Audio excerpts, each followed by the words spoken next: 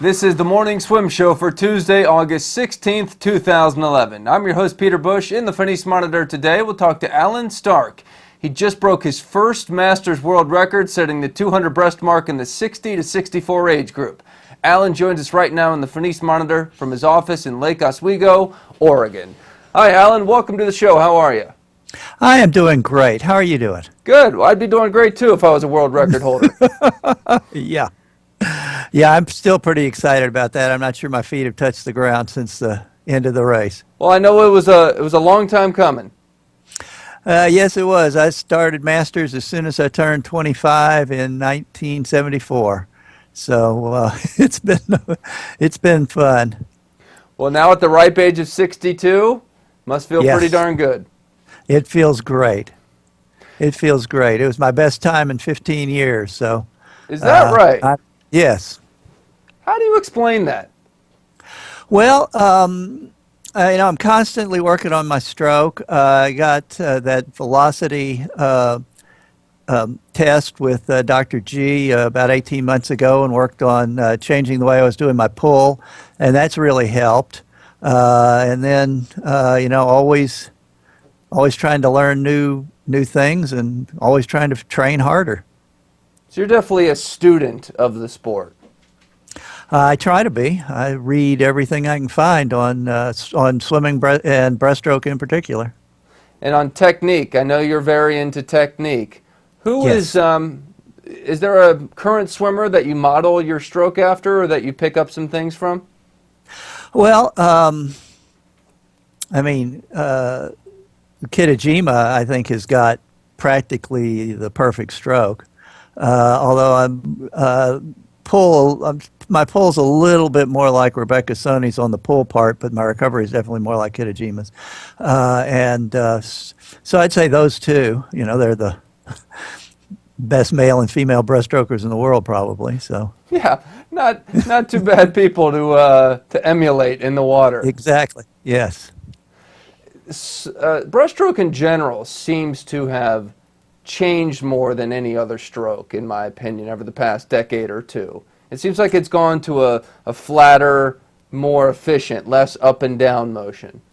Oh, absolutely. I think that the rule change in '86 when you could have your head underwater and recover over the surface led people to think, well, recovering over the surface, that sounds like a really good idea. So let's go up and down so we can recover over the surface and get more body movement because now we can go down. And I think it was too much. And kind of led down a bit of a blind alley. And now we're coming back to, really looking more like butterfly, which has also really gotten flatter over the years. Yeah, you're right. Butterfly as well. I mean, both have similar type of recoveries. You know what I mean. Yeah. You're a psychiatrist by trade, Yes, I correct? am. That's correct. Well, we always talk about the mental aspect of swimming. You know that part all too well as well. Oh yes. And I think that, but the main thing, in terms of the mental part I'd say is that swimming is just so wonderful for mental health. I tell my patients that the best natural antidepressant, the best natural anti-anxiety thing, and the best natural stress reliever is exercise. And you don't really get a better exercise than swimming.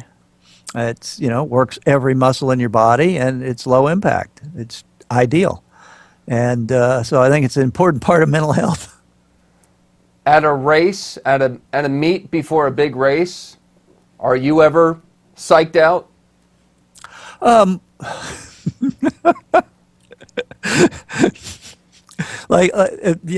My sort of joke on that is, if you've raised kids, nothing psychs you out.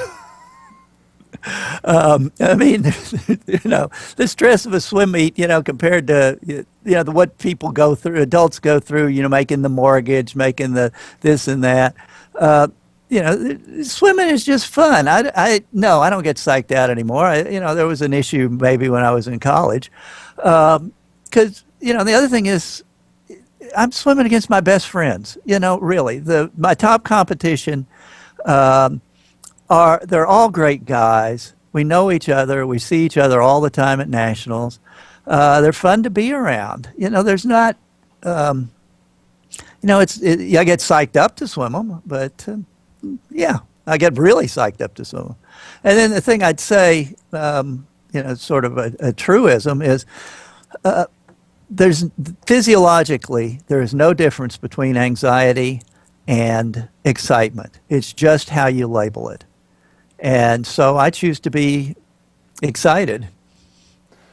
Well, there is a difference though in how each person perceives that, whether it makes Right, them. that's my point in how you label it. I mean, if you label it, Sure. oh, I'm worried that this is a big meet. I got to do well. I'm gonna, if I don't, terrible things are going to happen. Yeah, you can work yourself into a state where you're so tight that you can't swim well.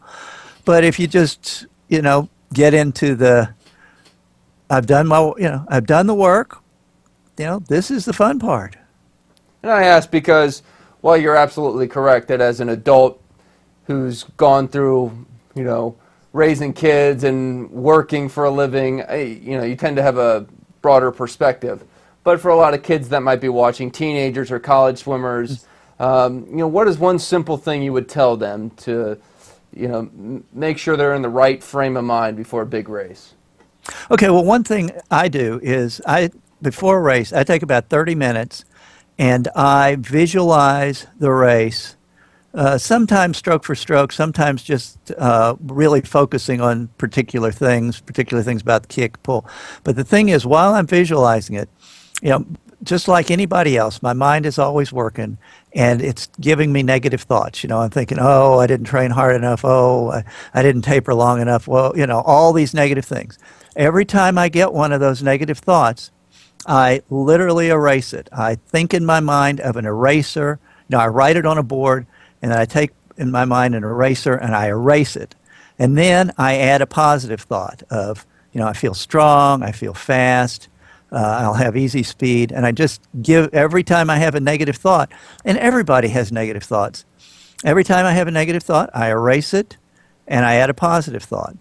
And then, by the time I get to the block, usually I'm feeling great. I've swum the race 5 or 6 times in my head. It's going to be easy. Thank you for the advice, Alan. There might be a swimmer who takes that to heart. And next year, in a big meet, maybe the London Olympics, they're behind the blocks and they've erased all the negative thoughts and they have a great swim. So thank you very much for sharing that. I hope so. And congratulations on your world record. Thank you so much. All right, that's Alan Stark joining us from his office in Oregon. That is it for today's show.